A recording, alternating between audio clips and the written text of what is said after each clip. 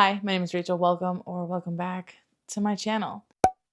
In today's video, I'm just going to go over some of the goals that I had set out for myself at the beginning of this year and check in on how that's going. We are halfway through the year already.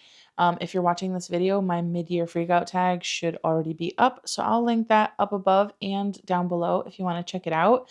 But I'm going to go into some specifics about my personal reading goals and like reading challenges that I set for myself that are not asked about in the tag video. The first thing I'll go over is my reading goal for the year. At the start of the year, I said that I wanted to read at least 55 books this year. Now, at the end of last year and the beginning of this year, like it's been very touch and go. Like in my personal life, it's just been a lot. Like we've had a lot of major changes in the last year and a half as a family. So my reading has been very up and down, but I'm happy to say that as of right now, I have read 30 books out of the 55 goal that I set for myself, which means I am currently, as of the time I'm filming this, 2 books ahead of schedule. Also, as another goal, I did put that I wanted to read 20,000 pages this year. I don't think that I'm going to hit this goal, and this is kind of like a secondary goal. I want to just hit the 55 book mark. I'm not really as concerned about how many pages I'm reading, as long as I'm enjoying what I'm reading, obviously. I just thought that it would be fun to track my pages as like a little added stat bonus because I just like seeing them and it's fun. But as of right now, I have read 9,059 pages out of the 20,000 that I need to read to hit the extra goal. And unfortunately, I am 721 pages behind schedule as of today, which isn't bad. If I could read a few chunky books in the next couple months, I could probably catch up on that because I am obviously still reading shorter books as well. So I'm behind, but it feels like attainable. And even if I don't hit that 20,000, like I said, it's fine. I just thought it would be fun to track the pages on top of how many books I'm actually reading as well. At the beginning in the beginning in the beginning of this year, I did also make myself a top 10 books to read in 2026 list, and these books will self-destruct in 1 year list. So I want to check in on the progress on those. We're going to start with the self-destruct one. So on the self-destruct list at the beginning of the year, I only had 5 books, and those books were House of Hollow by Crystal Sutherland, Rules for Vanishing by K. Alice Marshall, Blood Countess by Lana Popovic, and Kingdom of Souls and Reaper of Souls, both by Irina Baron. This is a duology. Now, out of these 5 books, the only one you didn't see was House of Hollow, and that's because I did try to read it. I read the first chapter in a try a chapter vlog for some horror books because I was very much in a horror, like spooky mood. And unfortunately, the first chapter of that one really just told me all I needed to know. It's very YA. It's giving my sisters and I are not like other girls. I just really wasn't interested in it, so I did unhaul that one. So as of right now, I'm only 25% done with my self-destruct list. I have yet to pick up any of those other 4.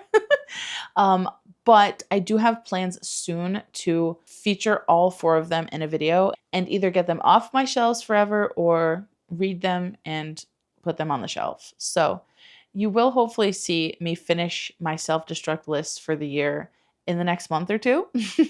On my top 10 list for the year, I had The Raven Scholar by Antonia Hodgson, Delicious Monsters by Lascelles Sambury, Daughters of Izdahar by Hadir Elsbai, The Stardust Thief by Chelsea Abdullah, The Last Vigilant by Mark A. Latham, The Night Ends with Fire by KX Song, When the Wolf Comes Home by Nat Cassidy, Carl's Doomsday Scenario by Matt Dinneman, The Sirens by Amelia Hart, and lastly, One Dark Window by Rachel Gillig.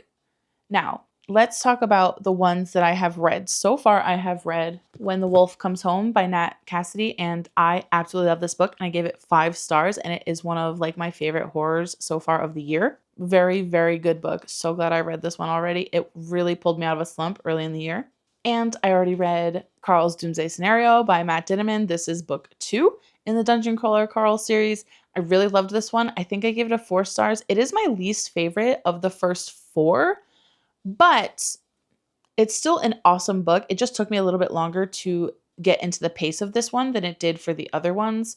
So for that one, it's like my least favorite, but it's still an amazing book. I had a great time.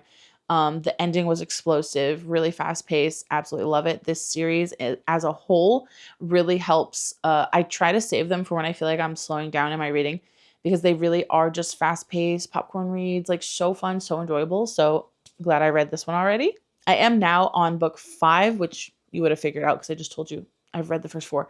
But yeah, I've read books 2, 3, and 4 in this series already so far this year, which is why this was on my top 10 because I knew that I was going to really enjoy it and start getting through more of this series. And I've already read One Dark Window by Rachel Gillig so far this year, and I unfortunately hated this one. I have ranted about it a lot. I'm not going to say much except that I think it's awful and I'm disappointed in everyone who said it was good. Moving on. I also read The Sirens for a book club, which was Faye from Books and Chocoholic. I did end up finishing it like after the rest of the book club did because I was already like starting to slump in that time. I really liked this one. I didn't love it, unfortunately, as much as I loved Wayward, which is like I would say it's like in my top 10 favorite books of all time, at least currently.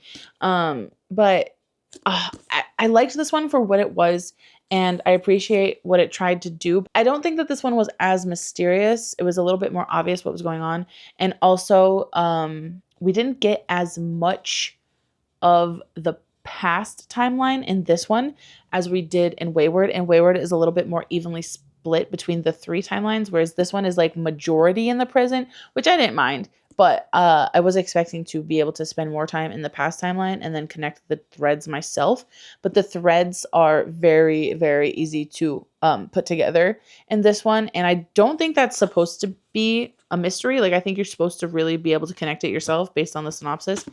However, I did really like this one as well. Okay, so that being said, I am 40% of the way through my top 10 TBR for the year. Once I start the Raven Scholar, I'll basically be halfway done, right? And we're halfway through the year right now, as of the time that I'm filming this. So I'm just a smidge like behind schedule if I were to be like, you know, calculating the percentages throughout the year or whatever that I needed to be at to like be on time. But I do think that I can fly through the last bit of these. It's summer right now, so I've been in a little bit less of a fantasy mood. I have been reading a lot of horror, and I also just read another Tessa Dare because I'm just kind of in the mood for like really fast popcorn, like very entertaining, like fast, like things to get through quickly while it's hot and I'm suffering. Plus, I've also been doing a lot of other things besides reading lately, like watching some TV and playing some different games and stuff.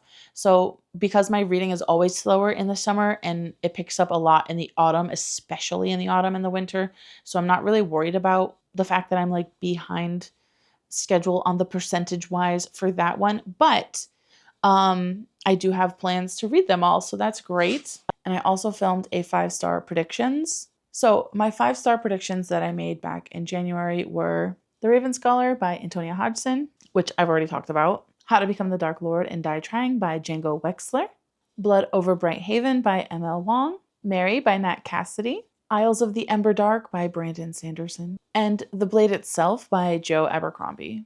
Now, unfortunately, I had quite literally forgotten that I made a list of 5-star predictions until I sat down to film this video. I have only read one of these so far, and that was Mary by Nat Cassidy.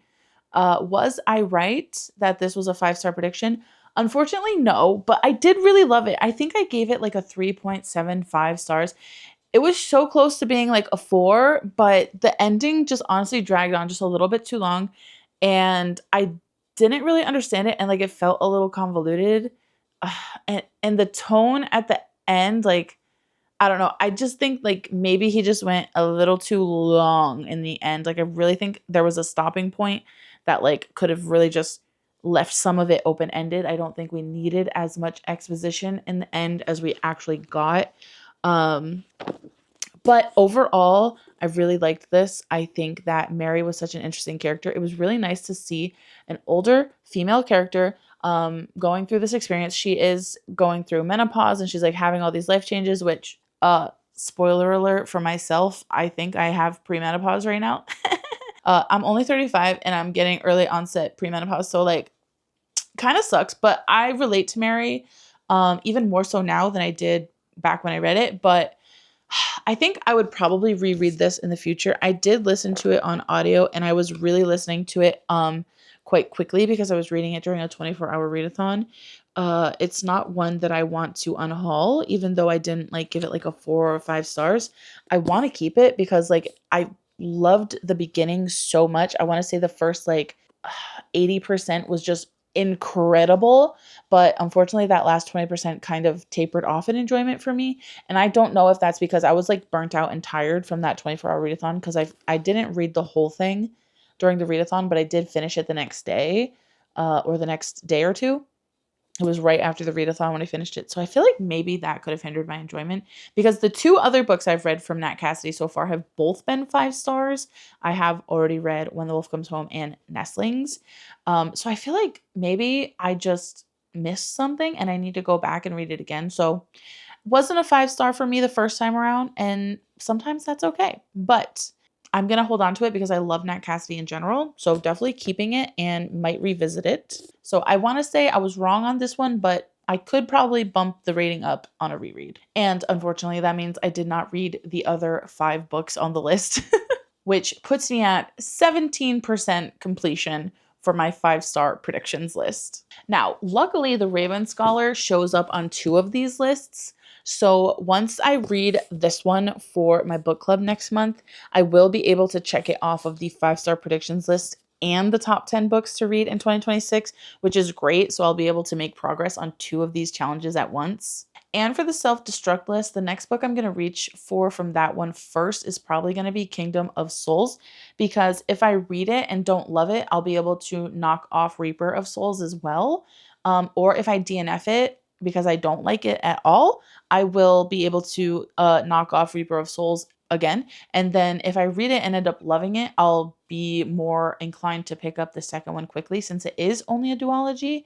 And then I'll be able to get the 2 of those off of my self-destruct list and onto my bookshelf. I think overall, I'm making decent progress. Like I said, I always pick up my reading in September and October. Like the autumn time really is when I like buckle down and do like long reading days because I just love the cold weather. I love curling up with a blanket and a hot coffee and a good book and getting some good reading time in.